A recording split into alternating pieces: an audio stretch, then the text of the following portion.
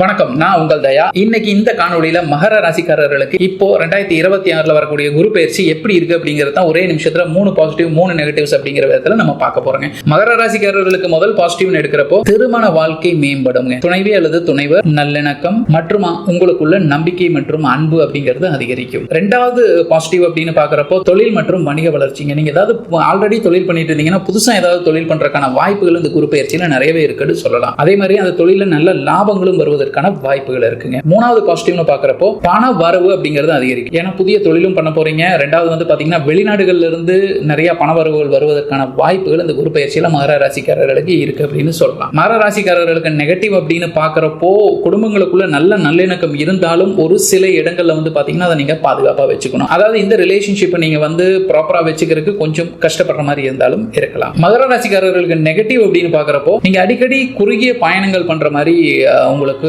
சூழ்நிலைகள் ஏற்படலாம்ங்க. இந்த நாள் உங்களுக்கு அலைச்சல் காரணமா சோர்வு ஏற்படுவதற்கான வாய்ப்புகள் இருக்கு. மகர ராசிக்காரர்கள் அப்படின்னா நிறைய வீடியோ நானே சொல்லியிருக்கேன். கடுமையான உழைப்பாளிகள், உழைச்சாதான் உங்களுக்கு பணம் வரும் அப்படிங்கிறத சொல்லியிருக்கேன். அதே மாதிரி நீங்க பணவரவுகள், திடீர் பணவரவுகள் உங்களுக்கு வெளிநாடுகள்ல இருந்து வர மாதிரி இருந்தாலும் அதை பாசிட்டிவ் எடுத்தாலும் நெகட்டிவ்னு பாக்குறப்போ தொடர்ச்சியா உங்களுக்கு உழைப்பு தேவைங்க. தொடர்ச்சியா நீங்க உழைச்சிட்டே இருந்தீங்க அப்படின்னா நல்ல சக்சஸ் நோக்கி போய்கிட்டே இருக்கலாம். அந்த உழைப்புல கொஞ்சம் சோர்வு ஏற்பட்டாலும், அதாவது உழைப்புல கொஞ்சம் தோய்வு ஏற்பட்டாலும் வந்து பாத்தீங்க அப்படின்னா நீங்க நிறைய நெகட்டிவ சந்திக்கிற மாதிரி இருக்கும். அதனால அதை கவனமா வச்சுக்கோங்க.